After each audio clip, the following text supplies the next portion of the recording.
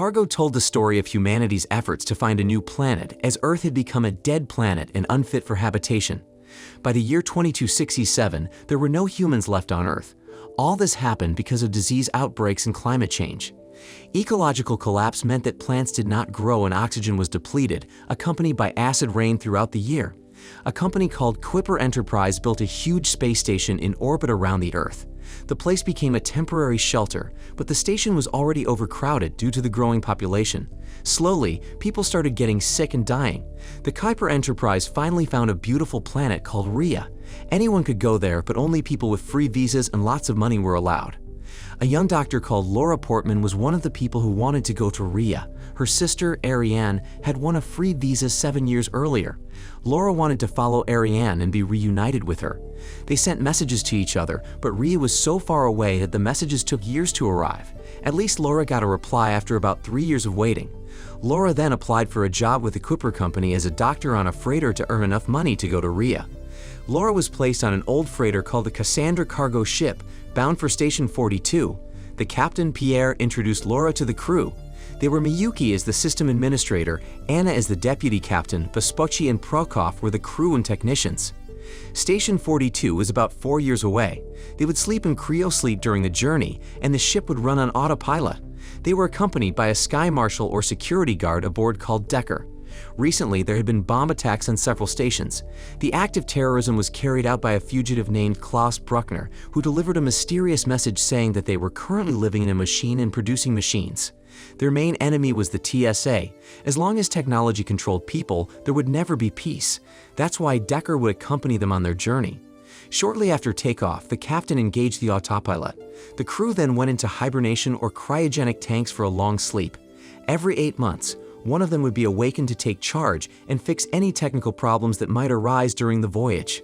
3 years and 8 months after departure, or around 2270, it was Laura's turn to be awakened for the watch. Recently, Laura also received a reply message from Ariane, sent in 2267.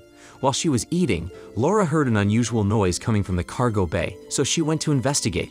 When Laura got to the door, someone inside startled her. Frightened, Laura ran away and met Decker in a corridor. Decker said that the security system would automatically wake her if any breach of flight protocol was detected. Laura informed him that there was a stowaway in the cargo bay. They needed to wake up the rest of the crew.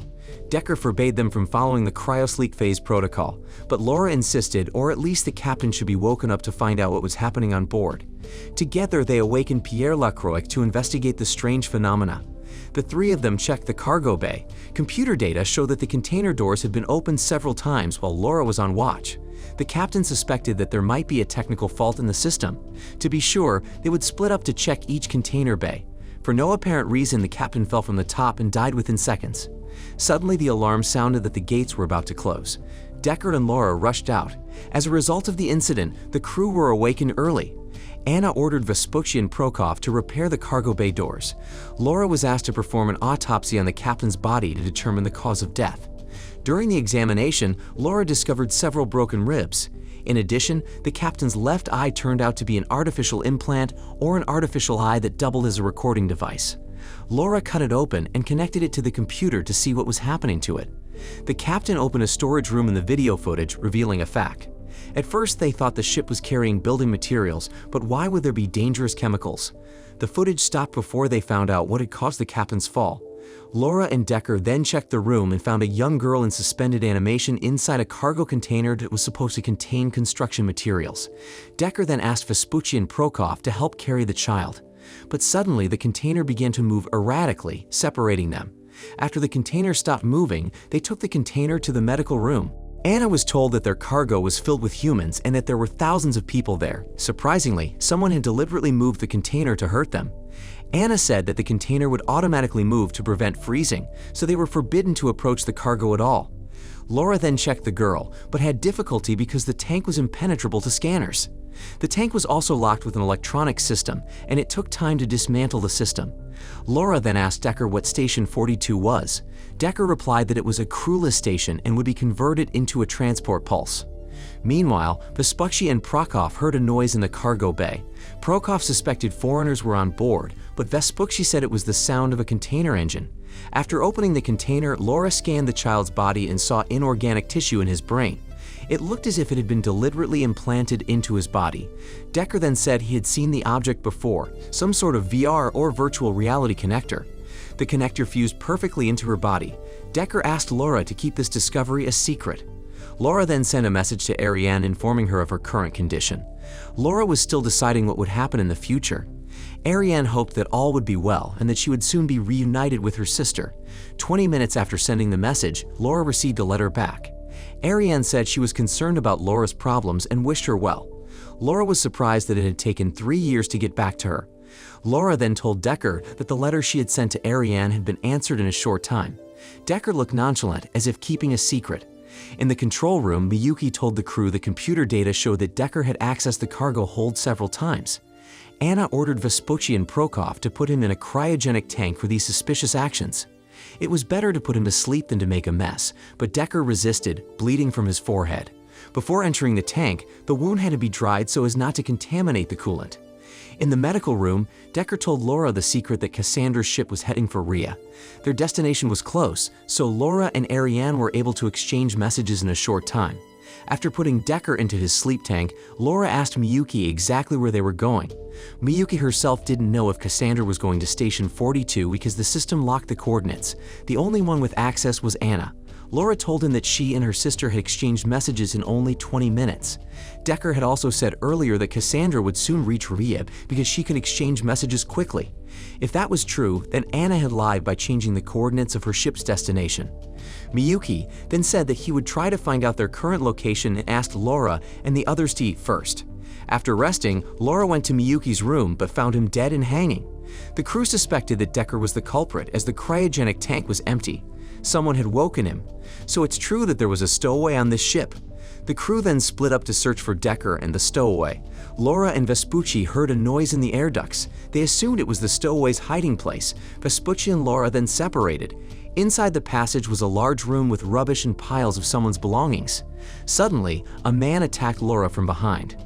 The stowaway was Klaus, a fugitive who had bombed several train stations. In her suitcase, Laura found documentation of Klaus' time on Earth. She also saw a video of Klaus and Decker in a greenhouse. It protected the soil and plants from acid rain. They also managed to purify the water. The footage proved that the Earth was slowly beginning to normalize and recover. Suddenly they heard someone trying to open the door, who turned out to be Vespucci. He said that Decker had been captured. The person who had shot Klaus turned out to be Decker. Although they knew each other, Decker was forced to do so after he tried to attack Laura, killing the captain and Miyuki. The facts Laura discovered about Earth made her realize that the Kuiper Company and the government had been lying all along. Why not send them back to Earth and start a new civilization? Anna then ordered Vespucci to put Decker in his sleep tank and asked Laura to return the little girl to the cargo bay. She was also called back to his sleep tank as all the problems had been solved. Anna would take over guard duty before they returned to the main station. Laura was suspicious as to why she had been ordered into the cryosleep. There had to be something Anna was hiding. Laura brandished her weapon, but Anna managed to anticipate it. Before returning Decker to his sleep tank, Vespucci asked what he knew about Rhea. Were they there this time? Decker told her what he knew. Anna then told Laura that they were going to Station 42. The station orbits a planet called RH-278. RH-278 could have been Rhea. Their colonization attempt was doomed from the start. They made a mistake that made Rhea uninhabitable. Then a simulation station was built, Station 42. The people there were put to sleep in a cryogenic tank, and their subconscious was awakened. They were placed in a beautiful virtual world and lived as if they were on Rhea.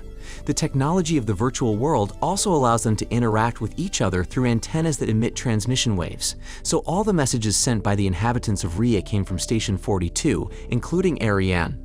At the same time, the cargo they were carrying were people who had paid to go to Rhea, unaware that they had been lied to. Anna also said that the simulation was only temporary. They were still trying to find a new habitable planet, and the Kuiper guaranteed them life. It meant that Rhea was actually a virtual reality simulation designed to keep the remaining humans hopeful about their future. The people in the cargo hold are going to be wired into a large mainframe, which was the ship's true destination. Suddenly, Vespucci and Prokop appeared and shot Anna. Having heard about the planet Rhea, they were annoyed by her lies and put her in the cryosleep tank. Vespucci and Prokop slept in the simulation model. After all, they wanted to live in the virtual world because in the dream world they could get whatever they wanted instead of having to suffer and live hard in the real world. Then, In the medical room, Laura tried to resuscitate the little girl as she was not confident that she would survive if he was returned to the cargo hold. Decker, Laura, Vespucci, and Prokop discussed their plans after arriving at Station 42. Decker would first find out where Ariane's tank was. Laura was in charge of finding the location of the simulation connector to connect it to the Ariane. Once there, Laura would send a message to the central station containing the truth about Rhea. After sending the message, she would destroy the transmitter antenna. Meanwhile, the cargo inside the ship would be automatically transported to the station. They had to be quick because the Cassandra would automatically take off once the unloading process was complete. Even without the antenna, the station would still function. The people lived in simulations, but they couldn't send messages. Decker then told Laura one crucial thing. There were millions of people on the station, and one of them was Ariane. He couldn't guarantee that she was in good condition, even if he could find her pod. Ariane has been sleeping and living in a simulation model for too long, and waking her could kill her. Decker set off some explosives on the antenna outside the station, and then went looking for Ariane's tank. While Laura was looking for the simulation connector, a jet suddenly knocked her down and she called Decker for help. Decker asked Laura to hold on as he had managed to find Ariane's tank. As he had suspected, the conditions in the area made it impossible to wake up. Decker then caught up with Laura and told her that Ariane could not be saved. After finding the simulation port, Laura asked Decker to connect it to her mode to meet her and send a message from there. Once connected, Laura marveled at the beautiful scenery in front of her. She then went to a house and found a communication device on a table in the garden, which she thought belonged to Ariane. Ariane was so happy that Laura had caught up with her and said that she had prepared everything for her. But Laura was crying instead. Ariane didn't know that she was living in a simulated world. Moreover, her body was frozen and Laura would never be able to meet Ariane in the real world again. Laura then ran to the center of the forest. Using Ariane's communication device, Laura sent a message to the main station. Laura told all the lies about Rhea. Rhea was not a real place, but a simulated virtual or dream world. They didn't need Rhea because they still had Earth. She has seen the planet slowly recover. The soil was fertile again and plants were beginning to grow. After receiving this message, Laura said that they would destroy the communication antenna so that they could no longer send messages. It was for the good of them and the people here. After sending the message, Laura returned to the real world, and a moment later the unloading was complete. The bomb on the antenna also exploded and blew it away.